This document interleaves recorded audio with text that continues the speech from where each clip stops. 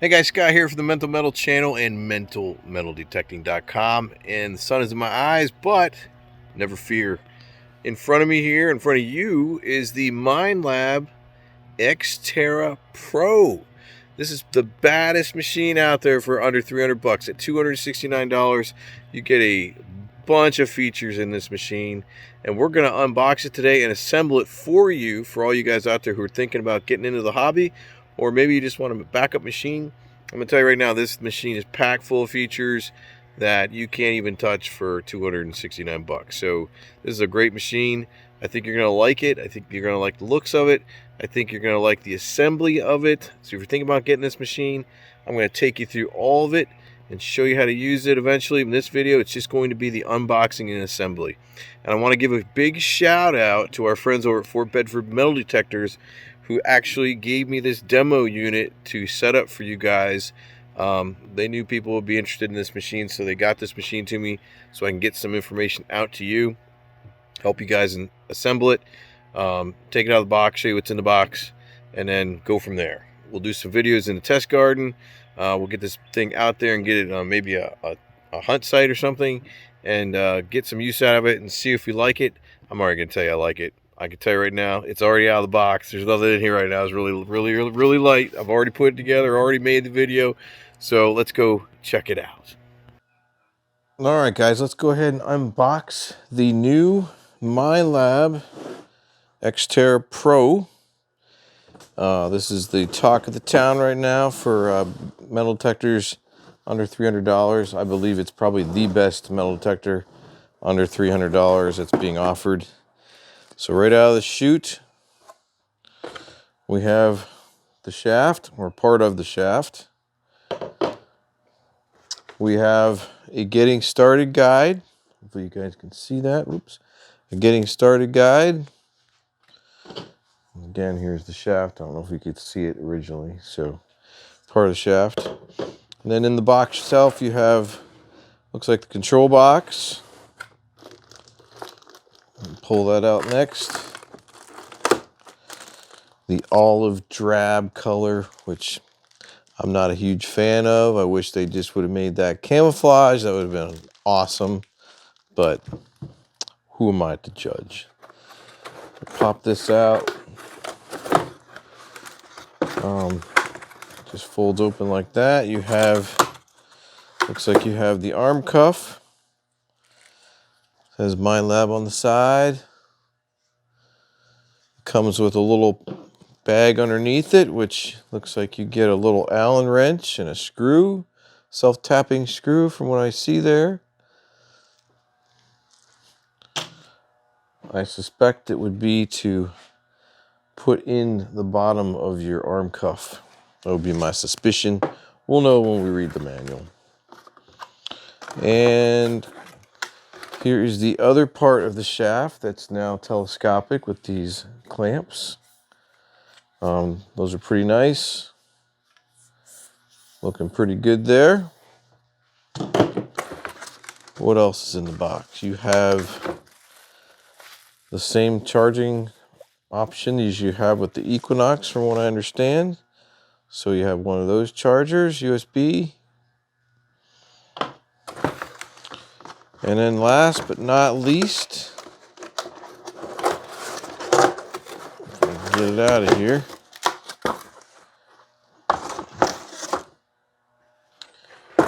You have the V12X coil.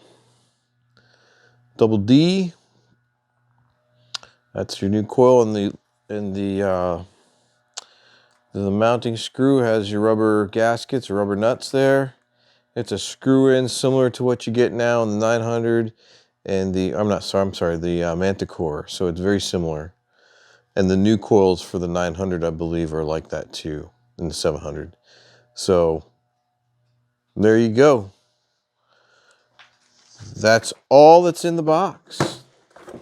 Nothing much to it. We should have this thing together in no time. All right, guys, what I'm doing now is I'm putting these washers inside of the lower shaft. Rubber things, rubber gasket things. You want to push them in till you get them flush. So it should look pretty close to that, what you see here. These are very flush. You want that. Then we're going to put this inside. We're going to flip open the clamps. I want to make sure, get this in there, just so. You clamp it down so it's tight, it won't move.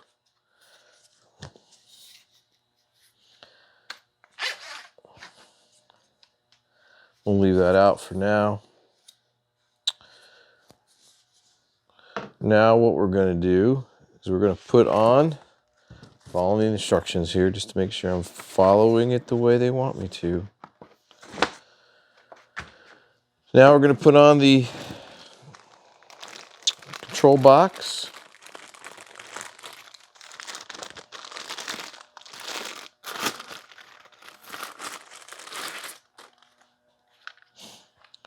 So this is going to slide on through just like so.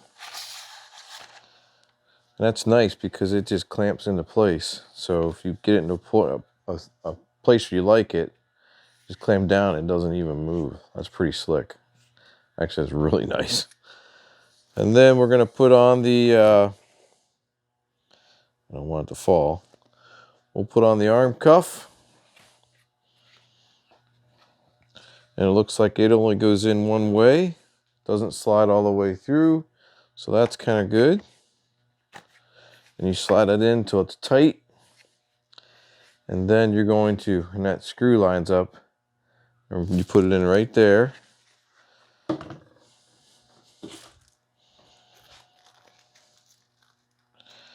Pop the screw out of the bag. They give you a little Allen wrench. That's very simple. Thread it first. It looks like it's self-tapping with the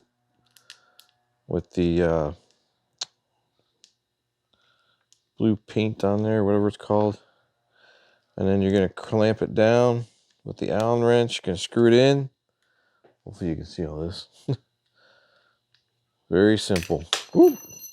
Don't drop your Allen wrench.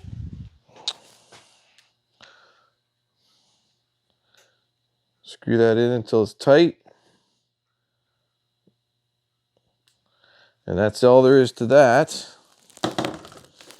Now we're going to put on the coil. For some of you that are new to this hobby, you want to make sure you get this coil on just right. Hopefully you can see this. If not, let me see if I captured in the. Yep. So what I'm going to do is I'm going to squeeze this in here, line it up the best I can. And it may take a little bit of wobbling it around to get it to line up. So I'm not even close yet. So I'm going to push it down a little more. And sometimes those gaskets will start popping out a little bit. So you'll have to work with it. Okay, looks like I got it pretty close. Yep. And you want to be able to look through there and see daylight. I don't know if you can see that or not. And then take the screw that came with the coil, this bolt here, you're going to thread it through. You want to make sure you tighten it in, tighten it down so it's all the way in the other side. You'll feel it get tighter. So I got it a little bit tight, but it's not tight enough where the coil does not move. You want to have it flexing a little bit, because that way you can move your coil up and down when sometimes you'll want to restructure or rearrange it. But you want to have a little bit of give. You don't want to be too loose where it flops around. You want it to be able to stand up and not move when you set it up like that. All right, so I'm going to tighten that up a little bit more. And that's too tight actually. So I'm going to loosen that a little bit. You want this to be able to sit flat, just like that. All right. Now what we're going to do is we're going to run our cable to our control box. And you want to make sure you come over the top of your shaft. It's very important you come over the top of your shaft. You don't want to go underneath it. You want to go over the top. So what I'm going to do here, once I get it all untangled, stretch it out. I'm going to come over the top. Then I'm going to come under. You're going to want to keep it somewhat tight, not too tight. You just want to keep wrapping it around, holding it as you go.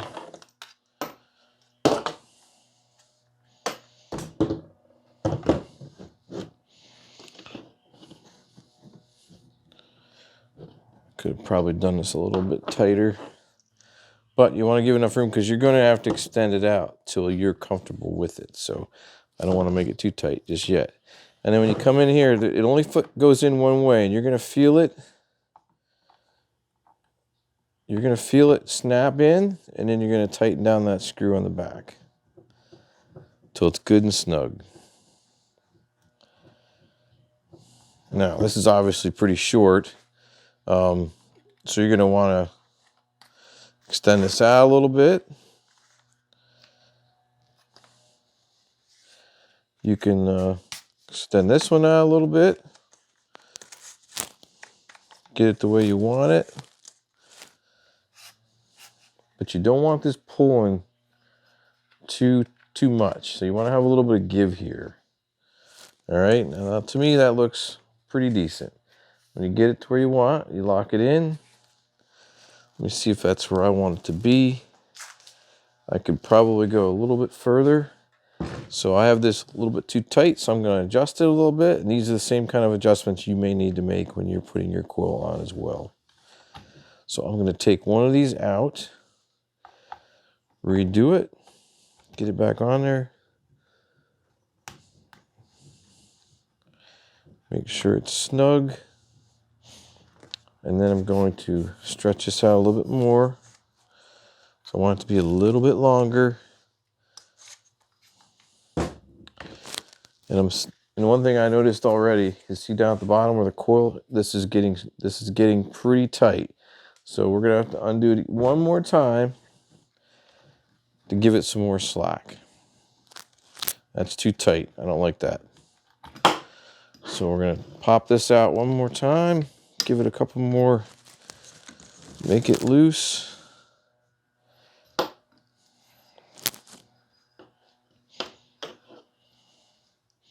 Let's see if I got it where I want it here.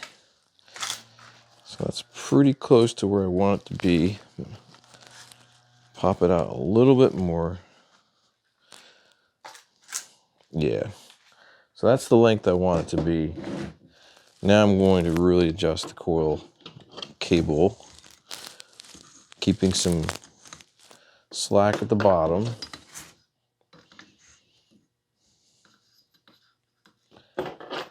And keeping some slack at the top. I don't want it too tight. And then I'm going to put it in the control box. And I like that right there. I think that's good. Now I can lay my coil flat, and I don't have a lot of, it's not too tight. I like that, and I have a little bit of give up here at the top too. So there you go. There is your X-Terra Pro assembled. It's not a bad looking machine, I'm not gonna lie. For $269, you really can't beat that. Now we're gonna put it on the charger. I'll show you how to do that right now. And then we'll be done. And that'll be the end of the video. So hopefully if you guys are out there and you're new to metal detecting and you just picked up this detector, or you're thinking about getting it, it's pretty straightforward how you assemble it. That is a magnet charger. It has a little magnetic charger. It just snaps right in like this. Goes in automatically, just guides itself in there. And then you take this end, you plug it into a USB block, it plugs into the wall, and you're done. Let it charge for 5 to 9 hours. You'll see a blinking light up here on the top.